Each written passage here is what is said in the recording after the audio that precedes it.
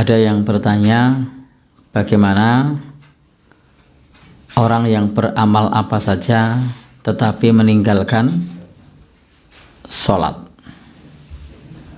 Dalam agama kita, sholat ini termasuk rukun Islam, sehingga salah satu pilarnya hilang. Ibarat rumah akan pincang karena pilarnya hilang. Sholat ini adalah imaduddin, tiang bagi agama ini. Maka bagaimana kalau rumah tidak ada tiangnya? Perabotannya indah-indah, tapi tiangnya tidak ada. Kemudian juga amal yang kelak diperiksa pertama adalah sholat. Nabi juga sudah mengabarkan kepada kita, bainar rajul wal kufri tarkus sholat. Batas antara Islam dan meninggalkan Islam adalah sholat. Jadi kalau kemudian ada orang yang meninggalkan sholat karena melihat ada orang yang sholat masih korupsi, ada orang yang sholat masih berbohong, maka yang dilihat jangan sholatnya, maka alhamdulillah dia masih mengerjakan sholat. Tetapi hendaknya bohongnya lah yang dikoreksi. Ketika ada orang yang sholat kok kemudian korupsi, maka yang dilihat adalah jangan sholatnya, tapi hendaknya dia perbaiki supaya tidak korupsi. Karena dalam Al-Quran sudah dijelaskan bahwa sholat itu kalau dilakukan dengan benar, tanha anil fahsya wal mungkar, mencegah dari perbuatan keji dan mungkar. Kalau sholatnya menghadirkan hati.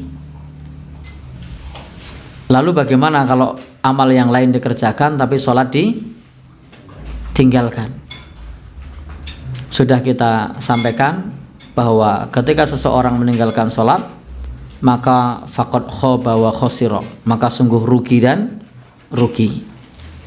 Kenapa? Karena ada hadis Nabi, inna awwala ma yuhasabun nas bihi yaumal qiyamah min a'malihimus shalah. Karena sesungguhnya nanti yang diperiksa oleh Allah pada hari kiamat itu adalah sholatnya. Kalau sholatnya rusak, yang lain akan ikut rusak. Kalau sholatnya baik, maka yang lain nanti akan baik. Sehingga dalam masalah ini, untuk syahadat, kemudian sholat, ini termasuk perkara yang sifatnya kunci. Artinya, kalau orang tidak bersyahadat, maka otomatis amalnya tidak diterima. Kalau kemudian orang tidak sholat, maka dilihat tidak sholatnya ini kenapa. Kalau tidak sholat, menolak kewajiban sholat, maka jelas amal lainnya pun tidak diterima. Karena menolak kewajiban sholat itu sama halnya dengan menolak Islam. Dan syarat diterimanya amal itu harus Islam. Karena Allah berfirman, fala yuqbala minhu wa huwa fil akhirati minal khasirin. Tidak akan diterima amalnya dan di akhirat termasuk orang yang rugi. Tetapi kalau orang tersebut meninggalkan sholat tapi masih mengakui kewajibannya, maka statusnya adalah pelaku dosa besar. Jadi meninggalkan sholat itu sendiri adalah pelaku dosa besar atau melakukan dosa besar. Sehingga dosa besar ini yang berupa meninggalkan sholat itu bahkan lebih besar daripada dosa-dosa yang lainnya. Sehingga dikhawatirkan amal-amal yang lain tidak mampu menutupi dosa besarnya ini. Jadi intinya meninggalkan sholat itu adalah pelaku dosa besar.